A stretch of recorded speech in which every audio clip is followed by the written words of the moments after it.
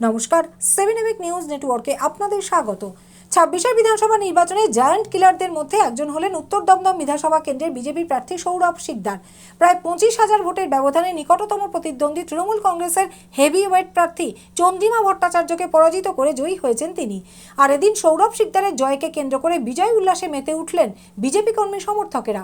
হুটখোলা গাড়িতে উচ্ছ্বসিত কর্মী সমর্থকদের সঙ্গে উত্তর দমদম বিধানসভার নিউ ব্যারাকপুর অঞ্চলে বিজয় মিছিলে সামিল হতে দেখা গেল। মিছিলটি নিউ ব্যারাকপুর বয়েজ স্কুলের সামনে থেকে শুরু হয়ে নিউ ব্যারাকপুর মিনি বাস স্ট্যান্ডে গিয়ে শেষ হয়। বিজয় মিছিলকে কেন্দ্র করে বিজেপি কর্মী সমর্থকদের উপস্থিতি ছিল চোখে পড়ার মতো।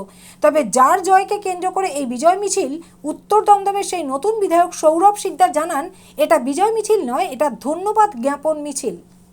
এটা বিজয় মিছিল নয়, এটা ধন্যবাদ জ্ঞাপন মিছিল। যে ভোটাররা আমাকে জিতিয়েছে, আজকে আমি তাদের ধন্যবাদ জ্ঞাপন করতে এসেছি। মানুষ ভোটের সময় আমার সাথে ছিল, তারা এখন আনন্দ করতে চাইছে, মানুষ আনন্দ করছে।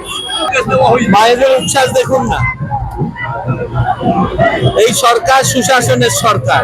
তাই এই সরকার আসার পরে আজকে মা বোনদের উচ্ছ্বাস দেখুন। আর আসার পরেই আমাদের মাননীয় মুখ্যমন্ত্রী শুভেন্দু অধিকারীরা দেখি একদম প্রথম বলে ছক্কা। পশ্চিমবঙ্গের মানুষ সুশাসন দেখেনি, এবার সুশাসন কি দেখবে?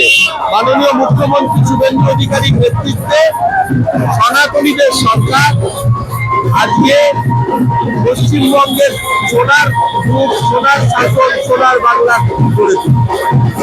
ব্যুরো রিপোর্ট, 7 এবিক নিউজ নেটওয়ার্ক। জয় হিন্দ।